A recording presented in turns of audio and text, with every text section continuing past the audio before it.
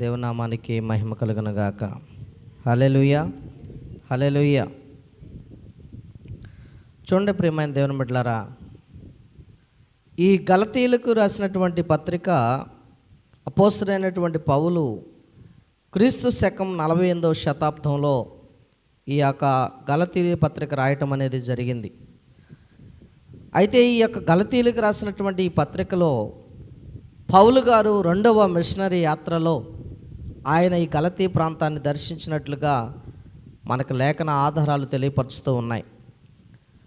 ఎందుకు ఆయన ఇది దక్షిణ ప్రాంతంలో ఉన్నటువంటి దక్షిణ అంటే చిన్న ఆసియాలోని ఒక చిన్న ప్రదేశం అన్నమాట. దక్షిణ ప్రాంతంలో ఉన్నటువంటి ఆసియాలో ఉన్నటువంటి ఒక ప్రదేశం ఈ యొక్క గలతీ పట్టణం.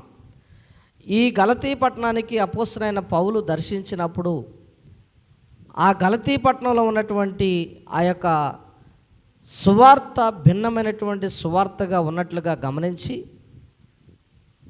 ఆ యొక్క పట్టణంలో ఆయన సువార్త చేసినప్పుడు సువార్త కాకుండా మరి ఒక సువార్త అక్కడ పనిచేస్తుంది అనేది, మరి ఒక వార్త పనిచేస్తుందన్న సంగతిని ఆయన గమనించాడు. ఈ రోజున ప్రతి ఊరిలో రకరకాల వార్తలు వినపడుతూ ఉన్నాయి. ప్రతి ఊర్లో రకరకాల సువార్తలు వినపడుతూ ఉన్నాయి. ప్రజలు దేన్ని నమ్మాలో దేన్ని నమ్మకూడదో నమ్మలేనటువంటి పరిస్థితిలోకి వెళ్ళిపోతున్నట్టు, అసలు దేవుడి మీదే అసహ్యం పుట్టే విధంగా ఈ సువార్త ప్రభావం అనేది ప్రజల్లోనికి వెళ్ళిపోయింది. కాబట్టి ప్రియమైన దేవుని బిడ్డలారా, గలతీ పట్టణములో గలతీ ప్రాంతములో ఆ ప్రాంత ప్రజలకు పౌలు గారు బోధించినటువంటి సువార్త కాకుండా వాళ్ళు భిన్నమైనటువంటి సువార్త తట్టుకు తిరిగిపోయినట్లుగా ఆయన గ్రహించి ఈ యొక్క వాక్యాన్ని వారికి అందించడం అనేది జరిగింది. కాబట్టి ఈ రోజుల్లో కూడా చాలామంది అబద్ధ ప్రవక్తలు, మాయలు చేసేవారు, మీకు దేవుడిని నమ్ముకుంటే ఆరోగ్యం వచ్చిద్దని, మీకు దేవుడిని నమ్ముకుంటే మేలు కలిగిద్దని, మీకు దేవుడిని నమ్ముకుంటే మీరు పేదవారుగా ఉండరని, అలాగనే మీరు దేవుని దగ్గరికి వస్తే అన్ని ఆశీర్వాదాలు పొందుకుంటారని చెప్పేసి భయంకరమైనటువంటి అబద్ధాలు ప్రకటించేవారు చాలామంది ఉన్నారు. ఈ రోజున దేవుడు మాట్లాడకుండా కూడా దేవుడు మాట్లాడాడని చెప్పేవారు చాలామంది ఉన్నారు. దేవుడు చెప్పకుండా చెప్పాడని చెప్పి మాయ చేసి బ్రతుకుతున్నటువంటి వారు చాలామంది ఉన్నారు. కాబట్టి ఇలాంటి సన్నివేశాలు జరుగుతూ ఉన్నాయని ఆనాడు క్రీస్తు శకం 48వ సంవత్సరంలోనే అపోస్తలుడైన పౌలు గారు ఈ యొక్క పత్రికను రాయటం జరిగింది.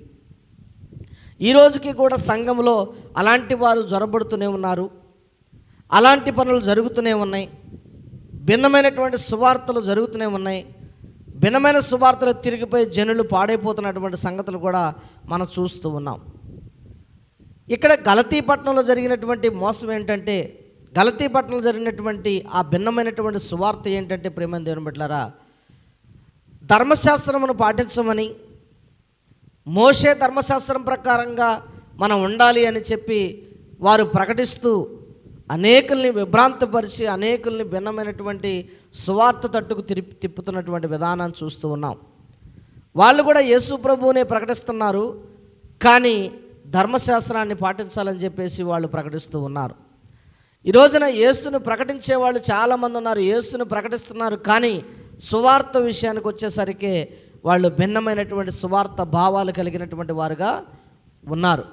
ఒక ఆయన అంటాడు, శరీరంతో నువ్వు ఎన్ని పాపాలైనా చేయొచ్చు, కానీ ఆత్మ దేవుని కృపలో రక్షించబడితే చాలు, ఇక నువ్వు ఎన్ని పాపాలు చేసినా ఏం కాదని చెబుతున్నారు. సువార్త ఏమని చెబుతున్నారు? నీ శరీరంతో నువ్వు ఎన్ని పాపాలైనా చెయ్యి, నీ శరీరంతో నువ్వు ఎన్ని పాపాలైనా చెయ్యి, దేవుడు క్షమిస్తాడు. కానీ ఆత్మతో మట్టికి నువ్వు పాపం చేయకుండా ఆత్మను కాపాడుకుంటే, ఆత్మను దేవుడు కృపవల్ల నువ్వు రక్షించుకొని బాప్తిసం పొందితే నువ్వు రక్షణ పొందినట్టే అని చెప్పేసి ఈ రోజున చాలా తప్పుడు సువార్త ప్రజల్లోనికి వెళ్ళిపోతూ ఉంది. ఇంకొక ఆయన అంటాడు, మీరు దేవుని దగ్గర రండి, మీరు పేదవారుగా ఉండరు, మీరు ఆస్తిపరులుగా మార్చబడతారని చెప్పి ఆ యొక్క భిన్నమైనటువంటి సువార్తను మనం చూస్తూ ఉన్నాం. ఈ తిమోతి పత్రికలో కానీ, గలతీ పత్రికలో కానీ, పేతురు పత్రికలో కానీ, ఇలా ఈ పత్రికలన్నింటిలో కూడా ఎక్కువగా పౌలు గారు, పేతురు గారు, యాకోబు గారు రాసినటువంటి పత్రికలన్నింటిలో కూడా వాళ్ళు చెబుతున్నటువంటి మాటలు ఏంటంటే, ఇదిగో అబద్ధ ప్రవక్తలు వస్తున్నారు, జాగ్రత్త ఉండండి. అబద్ధ ప్రవక్తలు వస్తున్నారు, వాళ్ళు భిన్నమైనటువంటి సువార్త తట్టుకు మిమ్మల్ని తిప్పుతున్నారు. అసలు బైబిల్ చెబుతున్నటువంటి వార్త ఏంటి? అసలు బైబిల్ చెబుతున్నటువంటి సువార్త ఏంటి? మత్తయి రాసినటువంటి సువార్త ఏంటి? మార్కు రాసినటువంటి సువార్త ఏంటి? యోహాన్ రాసినటువంటి సువార్త ఏంటి? లూకా రాసినటువంటి సువార్త ఏంటి? ఈ సువార్తలో ఉన్నటువంటి భావం ఏంటి? వీళ్ళు ప్రకటిస్తున్నటువంటి సువార్త ఏంటి? యేసు ప్రభువుని పాపముల కోసం మరణించాడని, ఆయన మన పాపములు భరించాడని, ఆయన లేకపోతే మన పాపాన్ని తీసేవాడు ఎవరు లేరని, ఈ లోకాన్ని రక్షించడానికి ఆయన వచ్చాడనే సువార్తను ప్రకటించడం మానేసి ఈ రోజున అనేకమైనటువంటి భిన్నమైనటువంటి సువార్తల తట్టుగా జనం తిరిగిపోతున్నట్టుగా మనం చూస్తూ ఉన్నాం ప్రియమైన దేవుని బిడ్డలారా.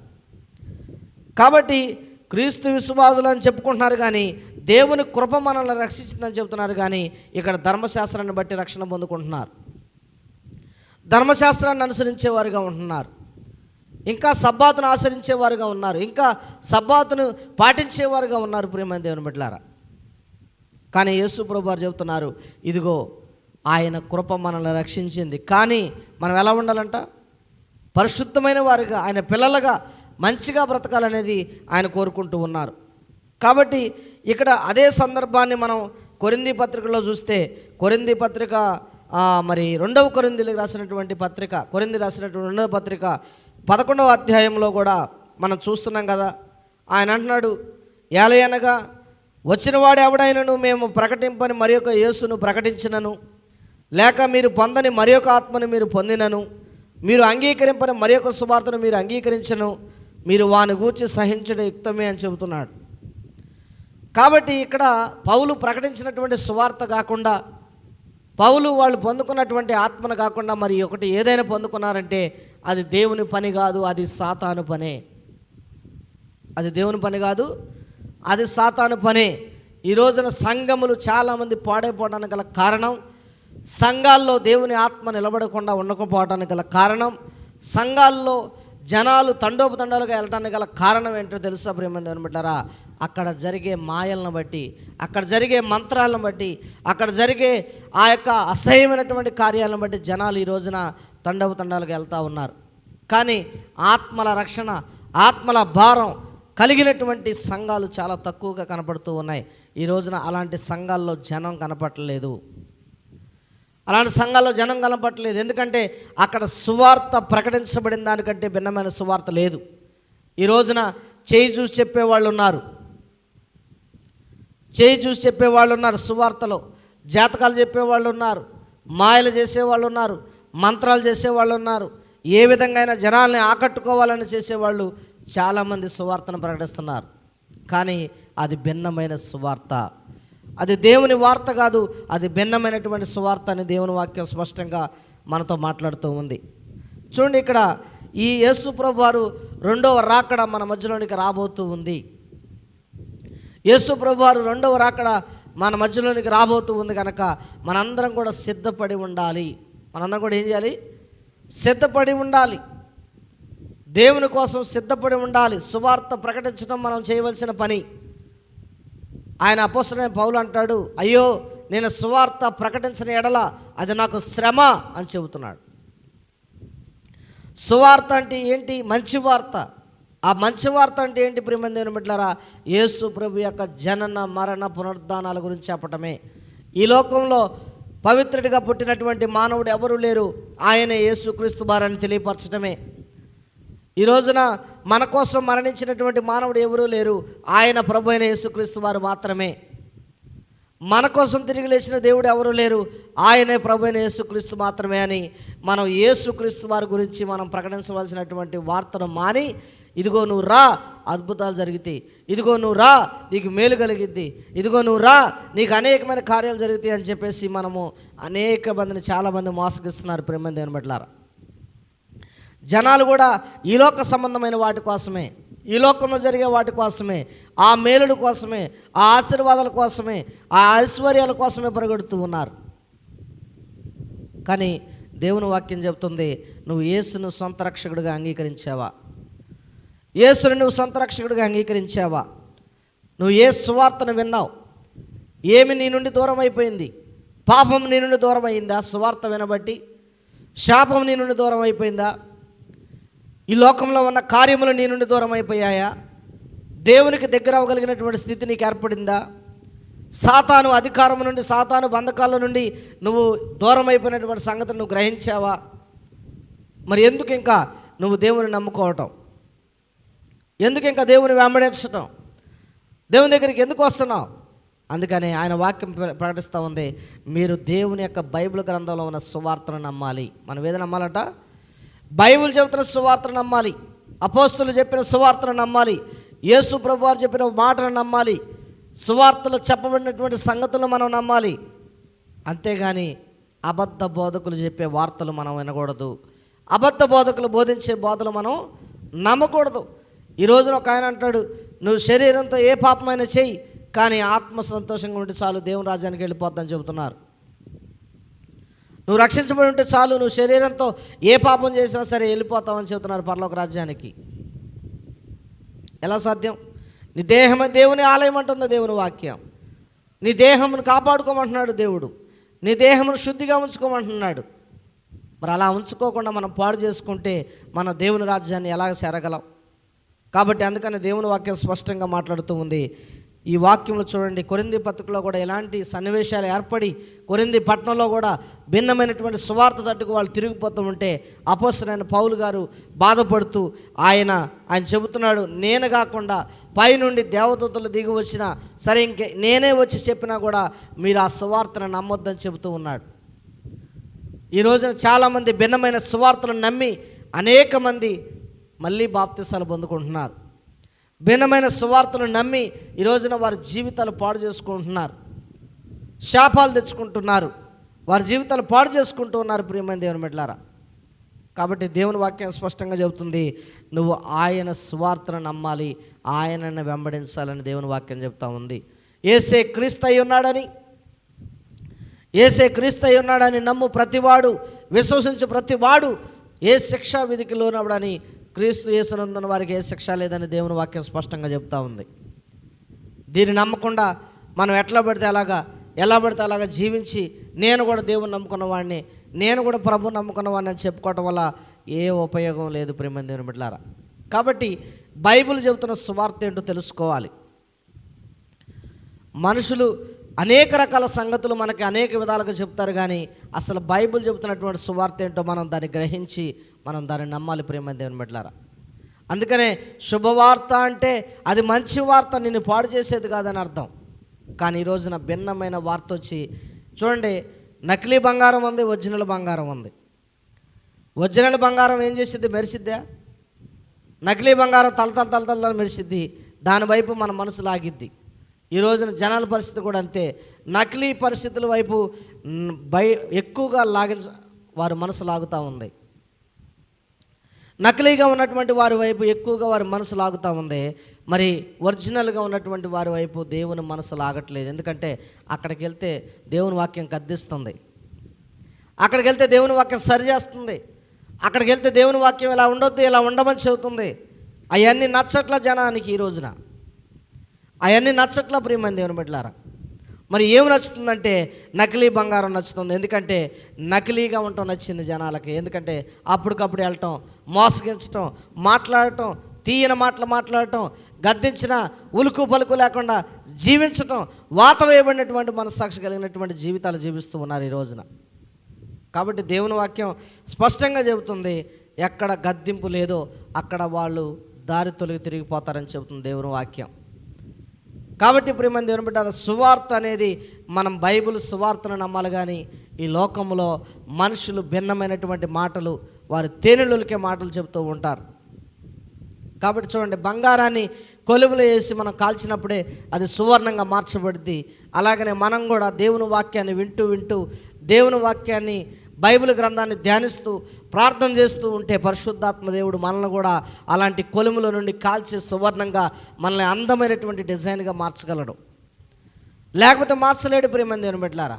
ఎవరు చెప్పిందో నమ్మేసి దాని ప్రకారంగా జీవించడం కాదు. కానీ మనం బైబిల్ని పరిశీలించాలి, బైబిల్ని ఆలోచించాలి, అది నిజం చెబుతుందా అబద్ధం చెబుతుందా అని పరిశీలించి దాని ప్రకారంగా జీవించాలి. అప్పుడే దేవుని వాక్యాన్ని మనం గ్రహించగలుగుతాం. కాబట్టి ఈ భిన్నమైన సువార్త జనాలని పాడు చేస్తూ ఉంది. చూడండి, పాలల్లో నీళ్లు కలిసినట్లుగా పాలల్లో నీళ్లు కలిసినట్టుగా పాలు నీళ్లు కలిస్తే ఏమైపోతుందండి? చిక్కదనం పోతుంది. అలాగే చూడండి, మరి నీళ్ళల్లో మురికి కలిసినట్టుగా, నీళ్ళల్లో మురికి కలిపితే ఏమైందండి? పాడైపోతాయి. మనం పిండి కలుపుతున్న పిండిలో కొద్దిగా విషం కలిసిందనుకోండి, ఏమైంది? అది తింటానికి పనికిరాదు. అలాగనే సువార్తలో ఇలా కల్తీ అని కలవటం వల్ల, సువార్తలో అనేకమైనటువంటి కలవటం వల్ల, సువార్తలో భిన్నమైనవన్నీ కలవటం వల్ల సువార్తను పాడు చేస్తూ ఉన్నారు ఈ రోజున. యేసు ప్రభు వారు చెప్పిన మాట ఒకటైతే వీళ్ళు చెబుతున్న మాట ఒకటి. ఆయన అన్నాడు, నా యొద్దకు రండి నీకు విశ్రాంతి దొరికిద్దంటే, వీళ్ళు అంటున్నారు మా దగ్గరికి రండి విశ్రాంతి దొరికిద్ది అంటున్నారు. ఏండి, ఇదిగో నా రక్తంలో మీకు విజయం ఉందంటే, ఇదిగో రండి మా దగ్గర రండి, మా యొక్క సంఘంలో ఉన్న రక్తంలో మీకు విలువ, రక్తం పొందుకుంటే మంచిదని చెబుతున్నారు ఈ రోజున. కాబట్టి దేవుని వాక్యం స్పష్టంగా మనతో మాట్లాడుతుంది. సువార్తన గురించి మనము జాగ్రత్త కలిగి ఉండాలి. ఏ సువార్తను పడితే ఆ సువార్తను విని మన మనసును పాడు చేసుకోకూడదు, మన మనసును గలిబిలి చేసుకోకూడదు. ప్రేమ దేవుని బిడ్డలారా, చూడండి ఒకసారి ఇర్మియా గ్రంథం 6వ అధ్యాయం 16వ వచనం చదవండి. యెహోవా ఇలాగ సెలవిచ్చున్నాడు, మార్గములలో నిలిచి చూడుడి, పురాతన మార్గముల గురించి విచారించుడి, మేలు కలుగు మార్గం ఏదని అడిగి అందులో నడుచుకొనుడి, అప్పుడు నీకు నెమ్మది కలుగును. అయితే వారు మేము అందులో నడుచుకొనమని చెప్పుచున్నారు. ఏం చెప్తున్నారంట? ఇక్కడ ఇర్మియా ఎప్పుడో చెప్పాడు. ఇర్మియా ప్రవక్త అయిన ఆ రోజుల్లో జరగబోయే వాటిని ముందుగానే తెలియపరచగలిగినటువంటి యెషయా, ఇర్మియా లాంటి ప్రవక్తలు చెబుతున్నటువంటి మాట ఏంటో తెలుసా? దేవుడు ఇంకో ఇలాగ సెలవిస్తున్నాడు, మార్గములలో నిలిచి చూడుడి, మార్గములలో నిలిచి చూడుడి, పురాతన మార్గముల గురించి విచారించుడి, మేలు కలుగు మార్గం ఏదని అడిగి అందులో నడుచుకొనుడి, అప్పుడు మీకు నెమ్మది కలుగును. అయితే వారు మేము అందులో నడుచుకొనమని చెప్పుచున్నారు. ఈ రోజున చాలామంది, అమ్మా యేసయ్య మార్గంలో నడవండి అమ్మా, ఇలా ప్రార్థన చేసుకోండి అమ్మా, ఇలా వాక్యం చదువుకోండి అమ్మా, ఇలాగ జీవించండి అమ్మా అని చెబితే ఎవరో నమ్మట్లేదు, ఎవరో విశ్వసించట్లేదు. మాకు అలా వద్దండి, మమ్మల్ని చేయబట్టుకొని పడేసేవాళ్ళు కావాలి, మమ్మల్ని నెట్టేవాళ్ళు కావాలి, లబలబా కొట్టుకునేవాళ్ళు కావాలి, ఏమండి ఎలా పడితే అలా చేసేవాళ్ళు కావాలి. కానీ అయ్యా మాకు మంచిది నచ్చదని చెబుతూ ఉన్నారు. కాబట్టి చూడండి, ఎవరినైనా చూడండి, ఈ రోజున మంచి అనేది నచ్చదు. ఏమి నచ్చదు? మంచి నచ్చదు. చెడుని ఎక్కువగా ఇష్టపడతాం, చెడుని ఎక్కువగా ప్రేమిస్తాం. అందుకనే దేవుడు అంటున్నాడు, యేసుప్రభు వారు ఆదాముని ఏదో తోటలో పెట్టినప్పుడు, ఇంత మంచిది ఉన్నప్పుడు, ఇంత మంచి పదార్థాలు ఉన్నప్పుడు, ఇన్ని రకాల ఆహారాలు ఉన్నప్పుడు ఆ చెడ్డదాన్నే కోరుకున్నారు. వాళ్ళు కూడా ఏం కోరుకున్నారు? ఆ చెడ్డదాన్నే కోరుకున్నారు. ఈ రోజున చెడంటే చాలా ఇష్టం ప్రజలకి, చెడంటే చాలా మక్కువ. అందుకనే భిన్నమైన సువార్తలంటే సంతోషం అంట జనాలకే, భిన్నమైన సువార్తలంటే సంతోషం అంట. కానీ యేసు చెప్పిన సువార్తను మనము నమ్మాలి, మారు మనసు పొందాలి, పాప క్షమాపణ కావాలి, బాప్తిసం పొందుకోవాలి, యేసైన సొంత రక్షకుడిగా మనం అంగీకరించాలి.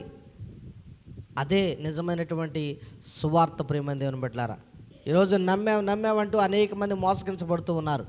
కాబట్టి అలాంటి వారిగా మనం ఉండకుండా దేవుని యొక్క సువార్తను నమ్మి నడిచేవారిగా మనం ఉండాలి. కాబట్టి బైబిల్ ఏం చెబుతుంది మనం నేర్చుకోవాలి. మనుషులు చెప్పేది కాదు మనం నేర్చుకునేది, బైబిల్ ఏం చెబుతుందో నేర్చుకోవాలి. ఆ బైబిల్ చెప్పేవారు క్రమంగా ఉన్నారా లేరా వారిని గ్రహించి మనం దాని ప్రకారంగా నడుచుకోవాలి. అట్టి కృప దేవుడు మనకిచ్చి నడిపించును గాక. బైబిల్లో చెప్పబడుతున్న సువార్తను మనం రోజు ప్రతి వారం కొద్దిగా మనం నేర్చుకుందాం. దేవుడి మాటలు దీవించి